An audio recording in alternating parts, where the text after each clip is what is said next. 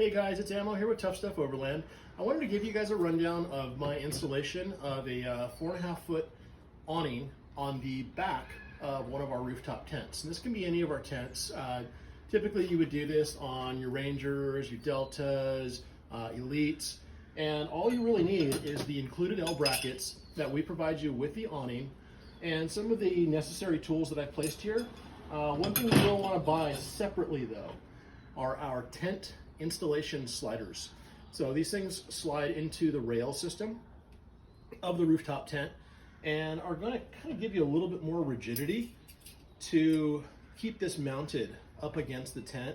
That way, if you are off-road, any of those washboard roads, this isn't going to sit there and deflect and bounce around off the back of the tent. So these are sold on our website. They're about $8 a piece, including shipping costs, and it does come with some nuts and bolts that you're probably not going to use. In addition, all the hardware that we give you with the awning, these little M8 bolts and the nuts, some nylocks, these are all going to be used as well. We'll start out with the L brackets in place here. As you can see, you can slide the L brackets width apart, no problem at all. What you want to do is you want to get the distance all set up so you can slide these guys in, and then you kind of know where the width of these L brackets should be. You just want to make sure that you don't have too much hanging off of one side or the other. So try and center it while you can. It makes it a little bit easier. That way you're not messing with it while it's mounted up lined up here. And what I'm doing here is I'm taking this bolt to the very far back area and I'm actually sliding it into this little channel at the very, very top of the mounting rail. Got both sides in there. As you can see, it will support itself just by that bolt head right there, but you can see it has no support over here. This is where these little guys are going to come into play. So these actually insert into the base here, and what really helps is some of this stuff right here. Any silicone spray will help, but you're putting aluminum on aluminum and they don't like to slide very well. So what I like to do is pre-spray everything that I'm working with.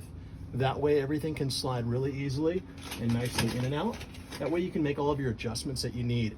I even do the rail system as well. That way this thing can go left and right. That way I can check the inches here on each side and make sure it's nice and even to the tent. So we're gonna keep moving on here, and we're gonna show you how to get this thing in. So what we do is we take one more of these bolts, and I tend to run this, well, everybody's gonna vary a little bit. So what you wanna do is you wanna kind of pre-measure how far you can plunge this thing in here. Now, as you can see, I can get this hole right here lined up. So what I wanna do is I wanna make sure that I'm using this hole for this bolt, and then what's gonna happen is this is going to pass through here while this is in the channel. Now it's gonna be super tight. Keep in mind, this thing's not gonna wanna slide very well, but it can. That's where you get your hammer and you just kind of lightly tap it in to push this thing in. And you can see now I've got no movement on the slider installed into this lower truck, and I've actually got the head installed in the top track. So as you can see, I'm wiggling it here. This head is going to be locked into place, as is this bolt. This head of this bolt is locked into place at this upper channel. So what we need to do is we need to slide this thing in. This is where the old hammer comes into play as well. So you can kind of just tap it until it gets in there. You can even tap this guy and then the awning. What you don't want to do is you don't want to slide this head at an uneven location. You do want it to slide nice and easy, which is why the silicone comes into place. So once you get this thing in, you want to make sure you've got enough room between this tent and the awning.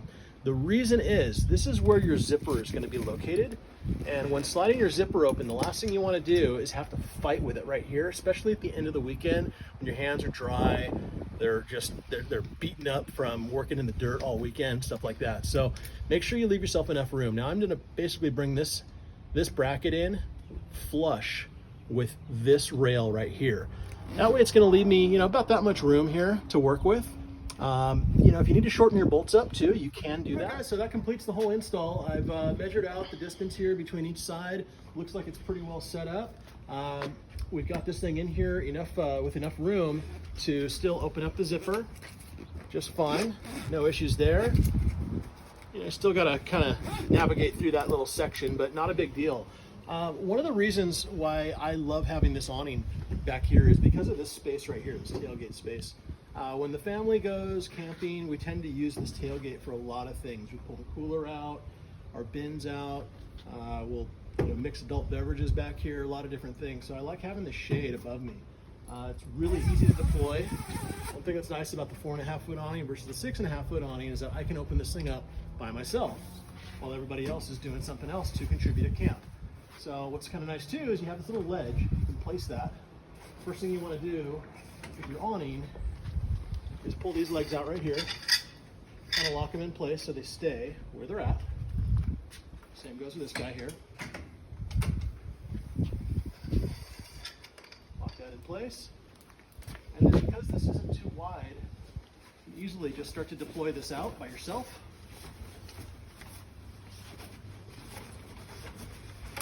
Gives you 6.5 feet of shade out, 4.5 foot wide. What this does here, you lock this guy in place, pull it out pretty good, get some tension in. Same goes here. And then you just drop your legs down to the desired height you want. I like using my head to kind of balance it here while I'm getting these out. Down to the ground. It's a little high, but we can adjust it. No big deal.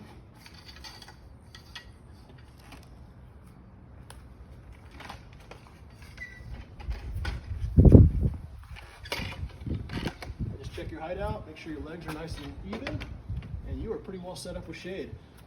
For the windier days, I would recommend running these guide ropes. You just peg them down to the ground using the stakes that we provide. And also, for these guys.